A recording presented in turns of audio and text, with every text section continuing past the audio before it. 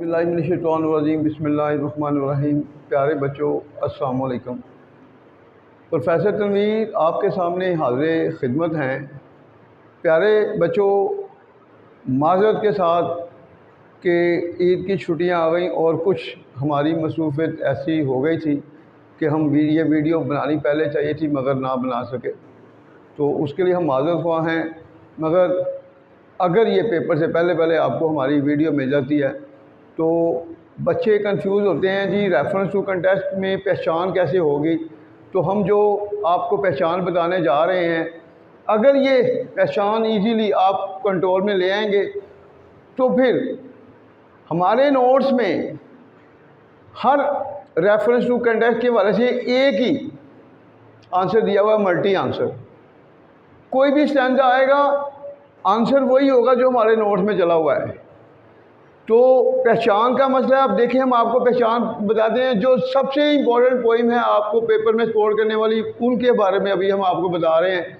देखिए, पेपर में reference to context के वाले सबसे इम्पोर्टेंट पोइम है लेयर। लेयर का सबसे पहले आपने ज़हन नशीन करना है, इसका पोइट कौन है? William Davis. विलियम डेविस इसका पोइट है और इसके किसी भी स्टैंजे में, जितने भी स्टैंजे आएंगे, हर स्टैंजे में नो टाइम का लफ्ज़ आएगा। जिस स्टैंजे में नो टाइम का लफ्ज़ होगा, समझ लें वो लेयर से रिलेटेड है। उसके बाद देखें, आपकी पोइम आ गई ततारी। इस ततारी पोइम में क्या करना है? सबसे पहले इसके पोइट का नाम by Walter de la Mare. By Walter de la Mare ततारी का पोइट है। अब इसकी मेन लाइनें जो आपने ज़हन नशीन रखनी है, इफ़ आई वर लॉर्ड, अगर मैं बादशाह होता। ये लाइन जिसमें आएगी समझ लें ततारी है। Yellow as honey, red as wine, the most important line है स्टैंजे की। एंड ज़ेब्रा सेवन, आखिरी जो स्टैंजा है, एंड ज़ेब्रा सेवन। ये जो है तीन जो लाइनें हैं, ये ज़हन नशीन कर लेंगे तो आपको इजीली पहचान हो जाएगी कि ये जो स्टैंजा है वो वाल्टर डी ला मेयर से लिया गया है। और जब आपको पता चल गया ये फ़लाँ है, तो आपको हमने मल्टी आंसर दिया हुआ है। कोई भी आ जाए, रेफरेंस, कंटेक्स्ट और एप्लीकेशन हमने आपको बता दी हुई है। नेक्स्ट देखें, पोइम जो तीसरी है, द मोस्ट इम्पोर्टेंट पोइम। जैसे ये लैया दी मोस्ट इम्पोर्टेंट है, न्यू ईयर रेजोल्यूशन भी बहुत, नए साल के अज़ाइम। सबसे पहले पोइटस का नाम by Elizabeth Sewell. By Elizabeth Sewell इसकी पोइटस है। इसकी जो तीन लाइनें जो है, तीन स्टैंजे हैं टोटल। एक पहला जो होगा, आई विल ड्रेन, मैं पीऊँगी। अगर ये लाइन आती है तो समझ लें कि न्यू ईयर रेजोल्यूशन है। या रिमेंबर, दूसरे स्टैंजे का पहला लफ्ज़ रिमेंबर है। तीसरे में विल लाई ओ नाइट। तीन लाइनें, तीन स्टैंजे हैं। हर स्टैंजे का पहली लाइन है। पहली लाइन में आई विल ड्रेन, दूसरी में remember, will lie o night. ये अगर आती हैं तो समझ लें न्यू ईयर रेजोल्यूशन है। आपको इजीली पहचान हो जाएगी। 2-3 दफ़ा आपने इसको सुना है लेक्चर को, तो इंशाल्लाह ज़हन नशीन हो जाएगी। आपने पोइट या पोइटस का नाम और पहचान, ये चीज़ें ज़हन में रखनी है। ये आपकी होगी 3 point, the most important point, जो बार बार आने वाली हैं। उसके बाद वुमेन वर्क भी बहुत इंपॉर्टेंट है, ज़हन में रखें। By Maya Angelou. By Maya Angelou इसकी पोइटस है। इसमें जो ज़्यादातर जो लाइनें हैं मशहूर, I have got the children to tend, पहली लाइन अगर आ जाती है तो पता चलेगा ये women work. The chicken to fry, ये भी इम्पोर्टेंट है।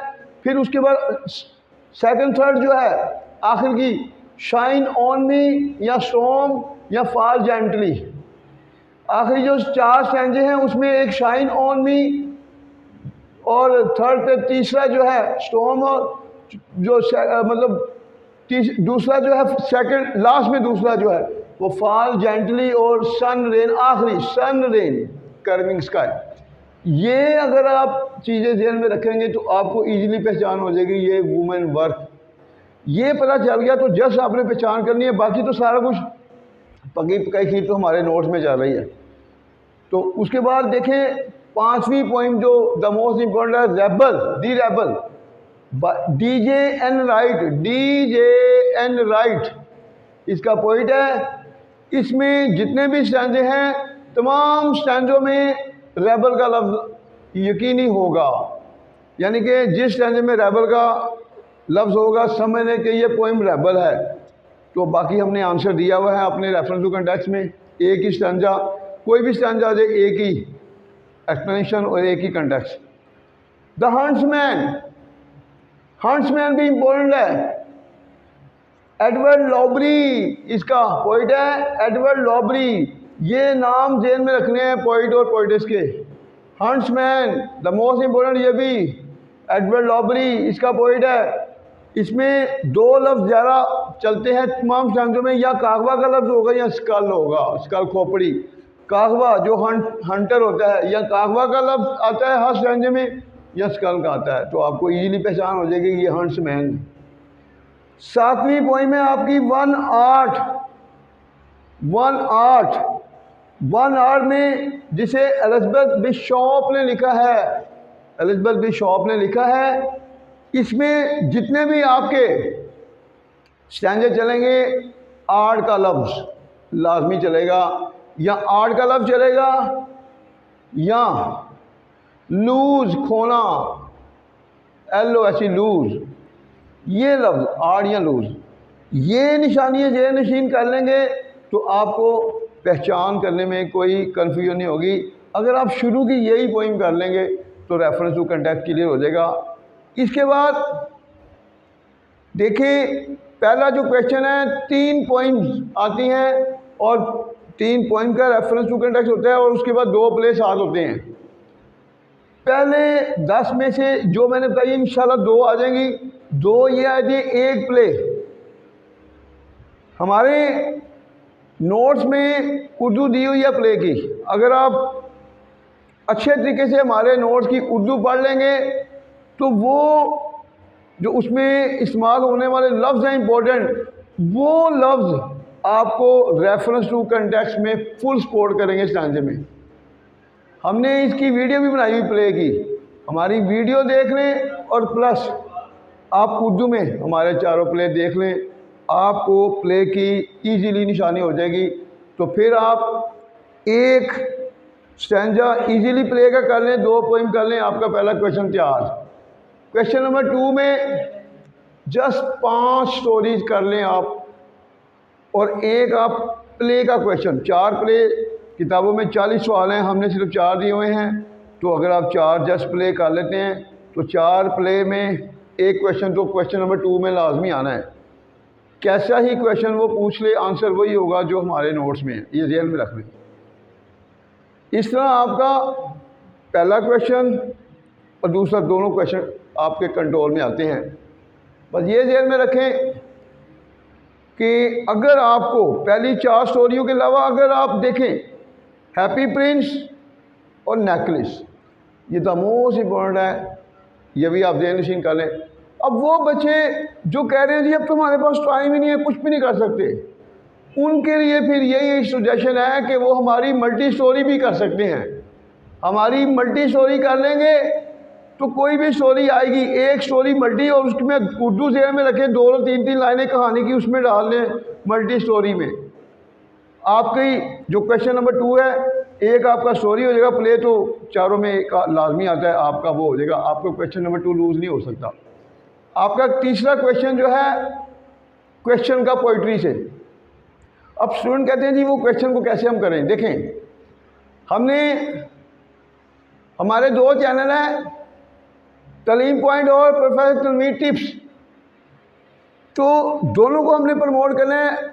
हमारी एक जो वीडियो चली हुई है तालीम पॉइंट पे, उसमें भी हमने काफ़ी टेक्निक्स बताई हुई है।